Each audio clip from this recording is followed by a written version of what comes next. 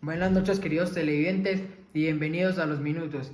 El día de hoy vamos a hablar sobre un tema que ha recorrido al mundo, llamado el coronavirus, o como su nombre científico lo dice, el COVID-19. El día de hoy nos encontramos con el doctor Francisco Javier Giraldo, al cual le vamos a hacer una serie de preguntas y él las va a responder si está de acuerdo. Claro que sí, Esteban. Muy buenas noches, gracias por la invitación. Saludos a todos los televidentes y a todos los que nos están escuchando en este momento. Bueno, señor Francisco, vamos a iniciar con unas preguntas en base a una lectura de un registro estadístico. Claro que sí, Esteban, con mucho gusto. ¿Qué preguntas?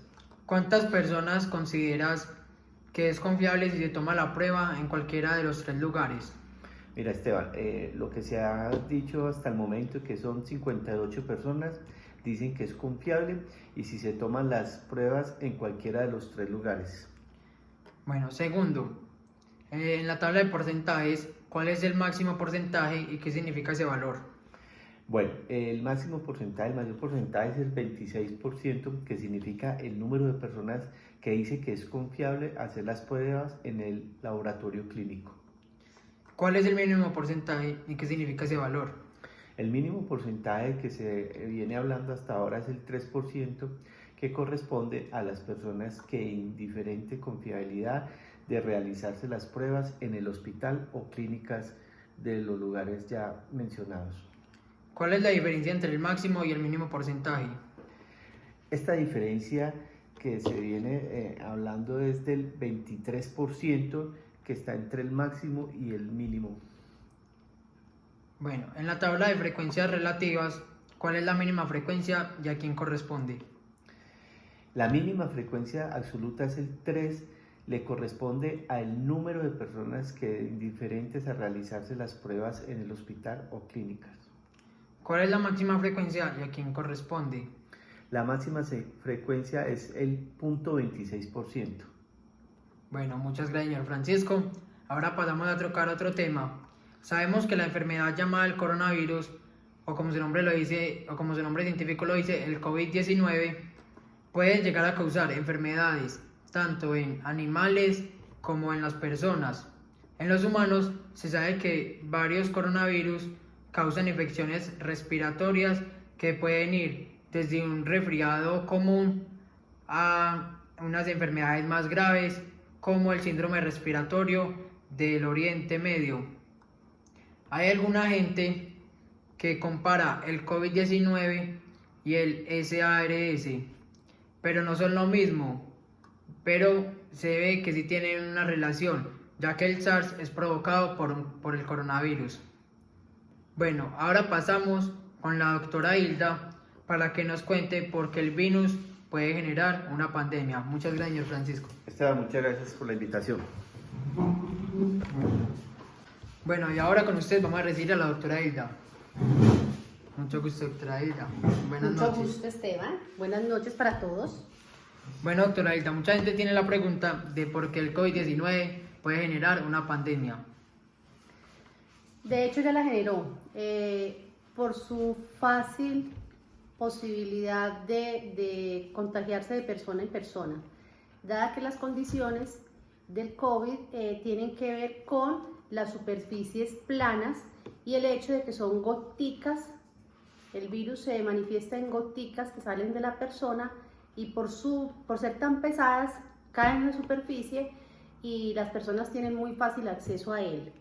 Entonces, si yo toco una mesa, un escritorio, saludo a una persona, me toco la cara, me toco la nariz, los ojos, la boca, eso hace que sea de fácil transmisión a otras personas. Muchas gracias, doctora Hilda. Ahora también los televidentes tienen una pregunta y es ¿cuáles son los síntomas del coronavirus y cuánto dura el periodo de incubación? Las manifestaciones del COVID son varias. En sus inicios se dijo que solamente se manifestaba por la fiebre alta, que pasaba de 38 grados, en periodos muy prolongados, más de 3 días. Esa como una primera manifestación. Después se sumó a las manifestaciones los dolores musculares y articulares en todo el cuerpo. Y con el pasar del tiempo, en todos los países del mundo, comenzaron a verse, según las regiones, otras manifestaciones. Por ejemplo, dolores de cabeza muy fuertes que no se calmaban con analgésicos. Y en las últimas fechas, más o menos 2 o 3 semanas hacia atrás, se está hablando de una nueva manifestación en el cuerpo, las sarpullidos. Entonces es variado según las regiones, pero esas son las manifestaciones como más claras y más ampliamente conocidas en el mundo del COVID, en sus signos más evidentes, pues. Muchas gracias por esos datos tan interesantes, doctora Hilda. Doctora Hilda, por favor, ¿nos puede informar cuáles son los países con mayor y menor casos de COVID-19? Naciones Unidas tiene 193 países miembros. Solo 19 han manifestado en el mundo que no tienen el virus. Y entre los restantes aparecen unos países que tienen mayor cobertura en contagios y otros menor cobertura. Los de mayor cobertura en contagios: China, que fue el primer país, después le siguió España en Europa, Italia, Estados Unidos hoy es el país tal vez con mayor información de personas contagiadas por el virus, sobre todo en ciudades tan importantes como Nueva York, que siendo multicultural, pues es más propensa a esos contagios. Y en América Latina se tiene conocimiento de que uno de los países más afectados con el COVID es Brasil, seguido de Ecuador, que por sus condiciones económicas, por su ubicación geográfica, pues tiene una situación más dramática en relación con el COVID. Colombia también tiene en los países latinoamericanos, haciendo una claridad, Colombia no es uno de los países que más tenga contagiados por coronavirus. De hecho, a hoy, 24 de abril, el número, pese a que se ha extendido, pues no ha superado los 4.000 personas infectadas, que comparado con otros países, pues en verdad es poca. Entonces, para recapitular, los países más contagiados por el coronavirus son España, han sido España, Italia, Estados Unidos, y en América Latina, por destacar, están Brasil y Ecuador.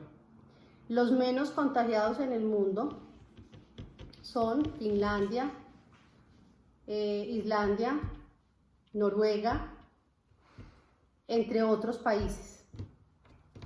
Doctora Hilda, mucha gente pregunta cómo el COVID-19 puede mutar y cómo podría hacerlo. Mutar significa que cambia, ¿cierto? Sí, que evoluciona. En qué forma va a cambiar y si eso va a significar que va a evolucionar como enfermedad, puede ser peor, y que se quede, por ejemplo. Entonces, dadas sus manifestaciones, pues lo que traducimos de ahí es que es una gripe, es una especie de gripe, pero que afecta mayormente a las personas más vulnerables, esto es, aquellos que tienen enfermedades de base, dígase hipertensiones, no todas, dígase diabetes, no todas, unas específicas, enfermedades tiroideas, no todas, pero podría mutar en una especie de gripa que permanezca en la comunidad y que se convierta en una afección permanente de los pulmones, es decir, que lleve a las personas al EPOC y que sea tan agresiva que cause muchísimas muertes, pero su evolución puede ser a una gripa más permanente, de las que llamamos nosotros crónicas. Bueno, doctora Hilda, ¿cuánto tiempo sobrevive el virus en una superficie y cuál es el efecto que tiene el jabón sobre el virus? Bueno, el virus, como lo dijimos inicialmente, queda encapsulado en las gotitas, en nuestras gotitas, por ejemplo, de saliva. Es un virus pesado y sus características es que tiene una especie de corona que lo recubre, por eso se llama coronavirus, porque tiene una parte externa que son como unas paticas que le hacen una corona. Esas paticas al entrar en contacto con el jabón desaparecen, porque como son grasositas, el jabón le quita esa grasa a ese coronavirus y a ese COVID, y entonces pierde su efecto ofensivo contra las personas. El virus, cuando cae en las superficies, puede permanecer hasta 3 y 4 horas. De ahí que las personas en 15 minutos, mientras tienen su contacto una con otra, no van a terminar contagiadas, por lo menos eso se ha dicho. Lo cierto es que cuando no se limpian las superficies, los escritorios, las mesas, las manijas de las puertas, de los vehículos, cualquier lugar que es liso, eso hace que nuestro contacto con las manos se pegue y contagiemos. Entonces, cuando la persona tiene el contacto con el COVID, puede permanecer hasta 14 días en periodo de incubación y manifestación. Si a los 14 días esto no se ha dado, entonces ya no se produjo la contaminación o la persona fue asintomática frente a la contaminación. Muchas gracias, doctora Aida, por esas respuestas que nos diste. Y ahora pasaremos. Buenos queridos televidentes, y ahora con ustedes Dayana, la creadora de la película El Virus. Buenas noches, Esteban. Mucho gusto, Dayana, bienvenida a Los Minutos. Muchas gracias. Bueno, Dayana, la gente tiene muchas preguntas acerca de la película, entonces vamos a empezar, ¿te parece? Claro. Bueno, ¿cuál fue la temática de esta película y qué intentaron decirnos los realizadores de ella, o sea, ustedes? Bueno, el tema central de la película es cómo se propaga un virus en una ciudad muy cercana, a 20 kilómetros de Seúl, en Corea, y cómo la comunidad, conforme va sumándose a los contagios, empieza a tener unas manifestaciones desde lo humano muy especiales. Y entre ellas, entonces están como esa parte de la comunidad contra el Estado, porque el Estado tiene que tomar unas decisiones. Y la idea es, por parte del Estado, evitar que esta comunidad logre contactarse y contagiar a las capitales, a Seúl. Entonces esa es como la parte central de la película. Bueno, ¿qué aprendió la gente de esta película? Los aprendizajes son individuales. Lo que queríamos mostrar en la película son algunos asuntos que tienen que ver con unos dilemas éticos. Por ejemplo, allí se veía cómo parte de las personas que resultaron contagiadas manifestaron como toda su esencia humana. Entonces algunos eran egoístas, otros eran muy colaboradores y solidarios con otras personas, aún exponiendo sus vidas. El Estado tenía también diferentes personas que querían actuar de distintas maneras, unos protegiendo a la comunidad, otros entendiendo que la comunidad también eran esos poquitos enfermos contagiados por el virus, y los más poderosos, como los representantes del Estado de los Estados Unidos, demostrando que siendo la potencia más importante del mundo, podía imponerse ante el gobierno coreano. Entonces el aprendizaje depende de la mirada que le haya dado pues, el espectador. Para algunos el aprendizaje es que la soberbia, el deseo de poder a veces pasa por encima de la gente, sin tener más consideraciones. Para otros, por ejemplo, es ver reflejado en el protagonista a la persona que se entrega por los otros, que cede sus intereses personales por los de la comunidad. En relación, por ejemplo, con la médica, ese fue tal vez uno de los dilemas más especiales que se presentan en la película, porque como médicos se tiene la obligación de cumplir unos estándares que que implican, por ejemplo, para esta médica haber contado que su hija estaba enferma, pero no lo hizo porque primó su característica de mujer. Entonces el aprendizaje fue el individual, pero en general hablaba de la solidaridad y el respeto por la vida de los demás. Bueno, Diana, si pudieras elegir una acción de la película realizada por uno de los personajes que sería oportuno imitar en Colombia, ¿cuál sería y explica el por qué? Para mí dos. La del protagonista, el socorrista, que dada su situación personal de todos los días ponerse en riesgo, a pesar de que se dio cuenta que estas personas estaban contaminadas y podían contaminarlo, nunca se negó a cumplir con su función.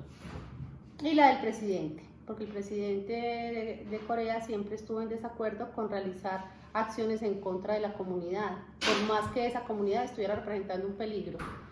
Él quería era buscar soluciones y protegerlos. Entonces esos dos personajes serían como, en mi sentir, los que reúnen esas condiciones. Todos los eventos presentados en la película suenan verdaderos. ¿Eran verdaderos? Suenan verdaderos. Pues yo pensaría que sí. Pero el por qué. Bueno, porque es que ya se han dado en la historia de la humanidad varios eventos que dan cuenta de contagios similares y de situaciones similares que enfrentan a los seres humanos entre sí. Antes de lo que estamos viviendo, por ejemplo, ahora, en 1918 ya se había presentado una situación a nivel mundial parecida, no muy lejana, también con el H1N1, pero no pues con estas características tan catastróficas de hoy. Entonces sí, siempre esta película refleja realidades de la humanidad. Bueno, ¿qué escena no concuerda con la realidad y por qué? ¿Qué escena no concuerda con la realidad? No, en mi sentir, toda, La de la niña. toda concuerda con la realidad. De pronto sí tiene un esquema distinto la participación de la niña, pero yo creo que en la película lo que queríamos mostrar era como la bondad reflejada en lo más tierno, que es un niño, y que pese a que era niña tenía todo el potencial para salvar a la gente, porque se volvió prácticamente el anticuerpo en la película. Sería como lo menos realista para la gente. Por ejemplo, pensar en que le van a extraer su sangre y que simplemente yo me la inyecto y que por eso me iba a salvar. Esa fue, yo creo, que la parte de la película menos realista.